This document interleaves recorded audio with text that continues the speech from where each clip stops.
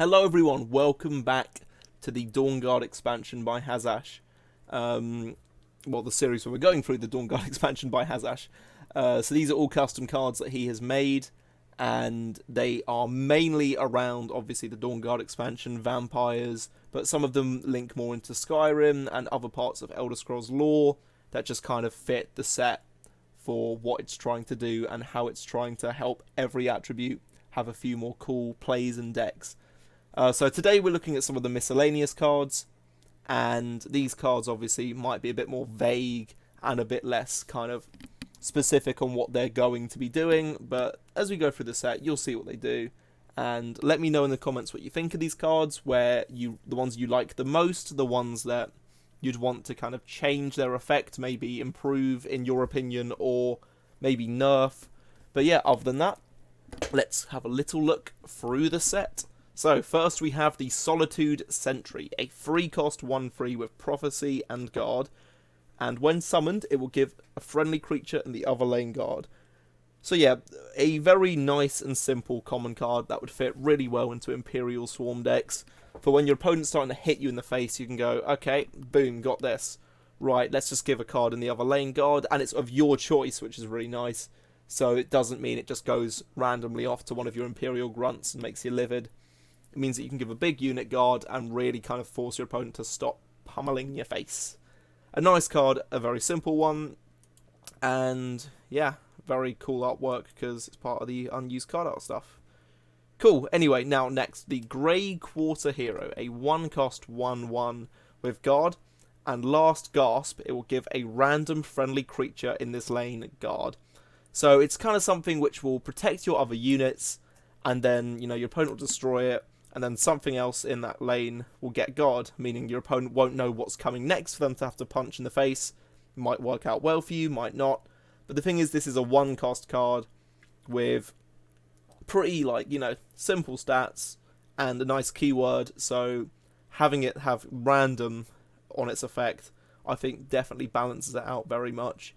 And it does mean that if there's nothing else left in the lane for your unit here to give guard, it just, it's just a 1-cost 1/1 guard. Simple card, and again, very nice.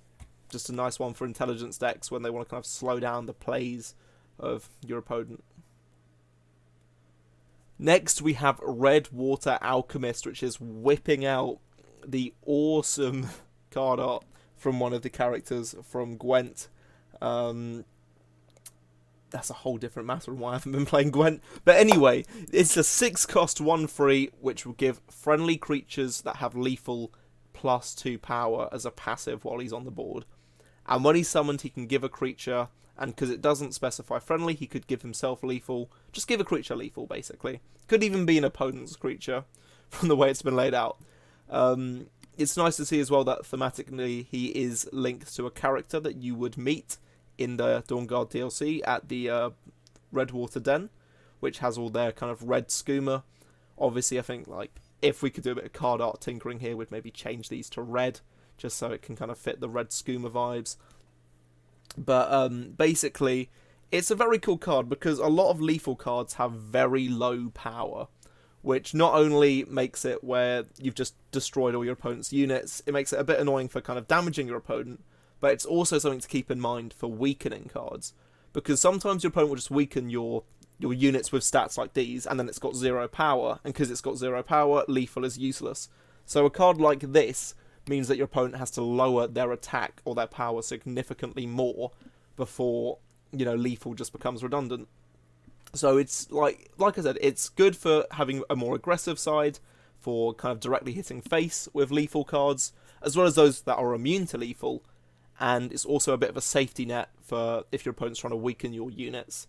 So a very lovely card. Lovely, I don't know why I use that word. Very nice card.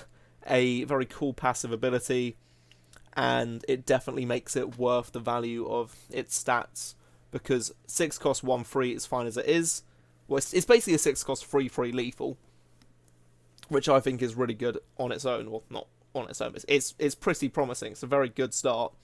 And the fact of having other lethal creatures makes this value so much better. Next, we have Forsworn Briarheart. Now, as I mentioned in the last video, I really wish they added more Reachman cards to the game, and with card art like this in the unused card art section, it makes you think, were we this close? I don't know. But anyway, Forsworn Briarheart is a 6-cost, 3/3, and when a friendly Reachman gains power or health, it's increased this buff by an extra 1. As mentioned here by Hazash, with 3 Divine Fervours in play, it makes these cards get, buffed up quite a bit, which is, very, very cool to see. Unfortunately, it's a tough one to kind of develop on an empty board, so it won't be getting much with just its card itself. Because of the few, that they've shown in this set, or the extra Reachmans in the set, and the ones in the game, you can get a very nice board with it. Personally, yeah, I like the card. I don't know, I think I did a video, I shouldn't be promoting myself here, but I did a video of custom Forsworn cards I made ages ago, and my version of Briarheart was basically like a stronger version of Ungolem. Well, I say stronger, like higher stat version of Ungolem, which got like these lesser Forsworn cards. And that was kind of more the angle that I preferred going with it, because it kind of helps you just stretch out plays. But understandably, I think this one actually fits the theme of the Reachman cards a lot more, with them buffing up other cards. But yeah, very cool card. Now, finally, we have the Frenzied Giant. The one that will turn all of you in the comment section into Frenzied Giants, or just, frenzied people. I don't know, I won't assume your height. There's nothing wrong with being any height. Anyway, it's a 10-cost 8/10, which when you summon a creature, you give it charge, including himself, and it does, but then it can't damage your opponent for the rest of the turn. And as you've seen from Hazash, he's already taken into preparation that a few of you might not be a fan of this effect. So I will kind of go through his explanation, and I'll give you my own thoughts on afterwards. So he said he's more than willing to accept that some people might see this card as overpowered, but he's explained his reasons behind why he thinks it's a fair card. So first off, the effect does apply to itself, which is something which leads into the strong side of things. Although it can't actually damage your opponent, which is something you need to keep in mind. It can't damage your opponent for the rest of the turn, meaning breakthrough, anything like that, even just a direct hit will do absolutely nothing. So it's only your cards that do have charge beforehand, or just, like actions like Lightning Bolt, which would be your ways of finishing off your opponent. You couldn't just summon a card and then go boom, haha, laugh, and then just murder them. It's mainly used, from the looks of it, for just removing guards and stuff like that. Another thing is that, because it's quite, it's a 10-cost card, it's coming late game. Realistically, by then, your opponent can easily play some form of removal, or they will be able to quickly get into some form of removal, or just something to weaken a card, whether it's Silence It, Lightning Bolt, Piercing Javelin, whatever.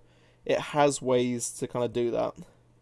So you can get around it, or you can just shackle it and just, let other cards get charge and just do their own thing. Finally, as he's mentioned, it's a very last-minute redesign. Originally, it was going to give creatures extra power for dealing breakthrough damage, but it didn't align with Hazash's personal philosophy, which I can kind of understand. And given the density of breakthrough OTK, yeah, Unstoppable Rage alone is a card that makes me livid. So I can kind of prefer this to buffing up cards that do breakthrough damage.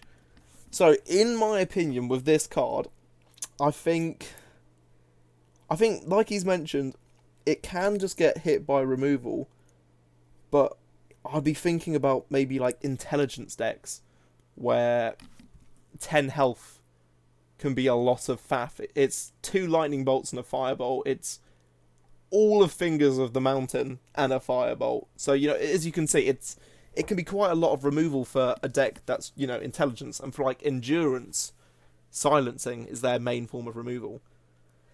And silencing doesn't get rid of an 8/10. It just calms it down a little. So, I think, even though the effect is kind of scary, I think maybe if I was to change this card, I would either slightly nerf the stats. I'm trying to keep it as a 10 cost. I'd try and slightly nerf the stats, and or I'm gonna put my foot down. You know what? We'd keep it as an 8 power. We'd maybe lower this to 8. So it's a 10 cost 8/8. And I'd maybe change it to the first creature you summon each turn. Give it charge, but it can't damage your opponent this turn. I think that's how I would personally change it. But again, that's my opinion. You guys might completely agree, you might completely disagree and go, you've just nerfed the card to the ground, what's the point of even having a card at that point? But yeah, that's just my opinion. I think this is the fun of custom cards though. Everyone has their own opinion, and everyone is allowed to make whatever they believe, because realistically they're not going to get put in the game unless, you know, they added mod support suddenly, or they just suddenly went, Hazash, we're hiring you. But having these custom cards where you can kind of play about with certain ideas like this is what really brings the fun around, and I quite like the idea that's going on here. I personally would just maybe lower the stats a bit, or restrict the number of cards that can get charge, because it means that obviously the turn you play this, he's probably going to be the only card who gets charge from it. It's just the turn after, if you've got like peasant army sort of things, you'll be getting loads of little chumps like your slinking jackals and whatnot just dropping down to the board and going ham on your opponent's creatures. But yeah, no, that's my opinion. I think, yeah, like I said, a bit weaker, a bit more restricted on the effect, done. And that is the miscellaneous cards set. I hope you guys have enjoyed. Let me know what you thought about in the comments, and I'll see you next time.